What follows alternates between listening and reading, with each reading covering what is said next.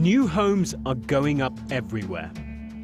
170,000 were built in England last year, most of them on pristine new estates by developers. Barratt is the biggest of them and builds the most. And if you want luxury, its David Wilson brand is a cut above the rest. Their sales teams are very good at selling you the dream. But what else are they telling you about added maintenance fees? Open spaces get retained by the management company, so there is a charge for every plot. So every site does it now, it's on all sites. All Barratt sites or? All new build. Is it? That's not true. For those who bought a few years ago, is the dream starting to unravel? The bottom line is we probably wouldn't have bought because it's an unknown factor that you're kind of getting yourself into, and actually left us with a slightly bitter taste in our mouths from the developer, the fact that they told us something which wasn't really true.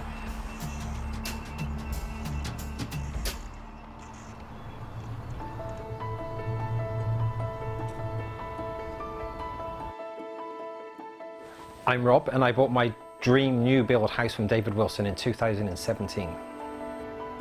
It's modern, it's the latest insulation, it's warm, it's on a nice estate, it's in a nice area. It's exciting to buy a new build home.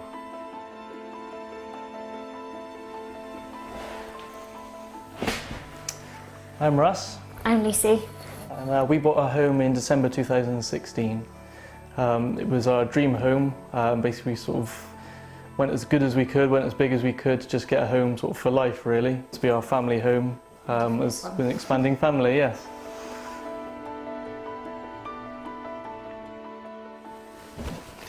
So my name's Rebecca Chambers, and we bought this house from David Wilson in June of 2016. One of the main reasons that new build appealed to us was just of the stage that we're at in our life in terms of having a young family. I was pregnant at the time. We liked the idea of moving into a house where there was very little work to do. We'd already sold our house. The people buying our house were desperate to get in, and so we were short on time, and we wanted to reserve it now so we knew where we were. And when we reserved the property, they mentioned to us out of the blue that there's a management fee, because since 2006, because of government cutbacks, South Gloucestershire Council wouldn't adopt or maintain open spaces on new developments. They all bought houses here on the Autumnbrook estate in Yate. Every homeowner pays a management company to maintain the open spaces and park areas. Hiya, Russ. Come on in. Thank you. But Rob thinks he was misled by David Wilson Homes into signing the management contract and wants to find out what his neighbours were told. There you go, guys. It's funny enough, Lucy works in a nursery. Thank you. When they said that South Gloucestershire wouldn't take on new estate public land, then I thought, well, I've got no choice but it doesn't matter where I go, I'm going to have to pay this management fee. Is that what they said to you Yes, as well? yeah, they did say exactly the same thing, pretty much word for word. Yeah. We were told that the council wasn't taking on any new green space or new kind of development land just because of the cost to the council and due to the cutbacks that, nationally we all know about the government cutbacks and council cutbacks. So we just kind of assumed that, this was the given deal and that there wasn't an option. It was kind of like, oh, well, if that's the only way, and if that's what they're doing for all new builds, because we were quite keen on a new build, then, it's not going to make any difference to us. Exactly. Obviously, we now know that wasn't true, and that they can easily hand it over to the council to manage the site. It was sort of an afterthought. It was like, oh, have we told you about the management fees? So we were like, oh, no, what's that then?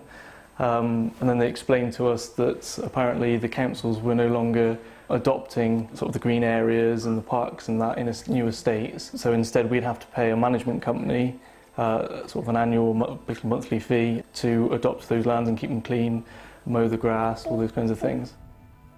We are paying the council tax on top of that. You just feel like you're paying double for everything, so it's not ideal. So we pay about £250 a year, and that covers us for hedgerows, cutting the grass, ensuring the play areas are maintained. So it's not unreasonable, but these fees are unregulated and uncapped. I think if they had been transparent from the very beginning, then it would have just made us think a little bit more. The bottom line is we probably wouldn't have bought because it's an unknown factor that you're kind of getting yourself into, and actually left us with a slightly bitter taste in our mouths from the developer, the fact that they told us something which wasn't really true. We were looking at some nearby, literally just around the corner, that were estates that didn't have the fees on. So had we known early enough, we could have changed our plans and gone for a different home that doesn't have these fees. If they had told us the truth that some estates are maintained by the local council and some weren't, we would have gone away and we would have done a bit more research, because we would have then known it wasn't the norm for management fees to be in place. And in doing that research, we would have discovered up and down the country that these management fees are a huge burden to a lot of new home buyers. And we would probably on that have decided not to have gone ahead with the purchase of this house and bought on an estate that would have been maintained by the local council. Rob has complained to Barratt, who owns David Wilson Homes, about the way he was sold the management company contract. But they've dismissed his complaint, saying he couldn't prove it. Down the road, a few miles away, David Wilson and Barratt are building how many new houses? 2,500, yeah, isn't exactly. it? And then they've got the sales centre in the local shopping centre. So, you know, part of me has always thought, oh, I wonder if, you know, we should stand near their sales suite and just sort of say, as people come out, be like, well, have you been told about a management fee? What have they told you? Well, we decided to go one better than that. We sent in someone undercover to find out.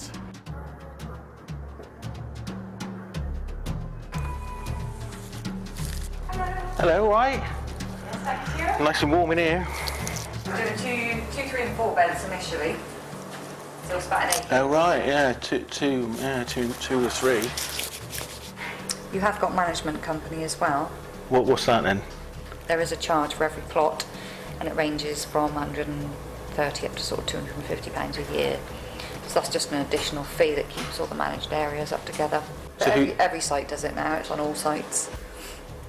All Barratt sites, or All new build, is it? pretty much, yeah. Because the council can't take over the whole areas anymore. It's too much. And every new development or new property in the region always has them now. Pretty much, yeah. Unless it's a small site of sort of 4 homes or something. And why is that? Because that seems just like an extra. Because the council don't take over the whole of the area anymore. That's not true, according to South Gloucestershire Council.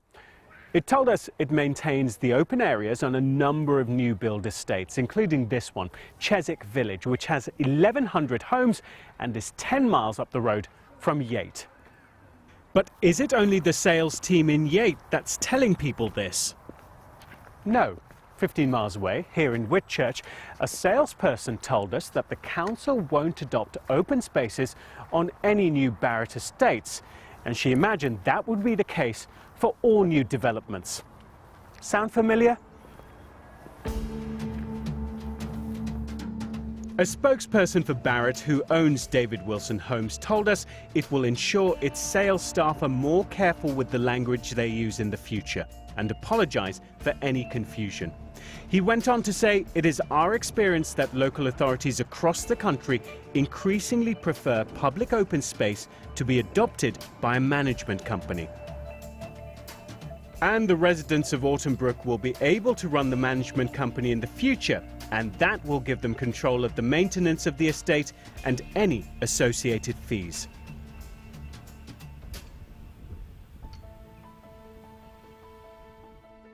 I love this house, but every time you think of the house, you just think of the bitterness towards David Wilson, and it does sour it slightly for us. The thing that kind of really, I suppose, worries us is the future in terms of the saleability of the home. You know, is that going to be a negative? Well, ideally here, I'd like for them to hand over the whole estate to the council so that we can just carry on with the council looking after everything, so we don't have to pay the additional fees, and so that the council tax that we are paying is actually going towards the estate as it should. Going forward, I think they need to be more transparent and honest with home buyers about management fees, and Home buyers need to ask the questions and do their research into these management fees before buying. Have you had the same problem? Let us know about it. You can contact us on Facebook or Twitter, or of course, you can email me direct.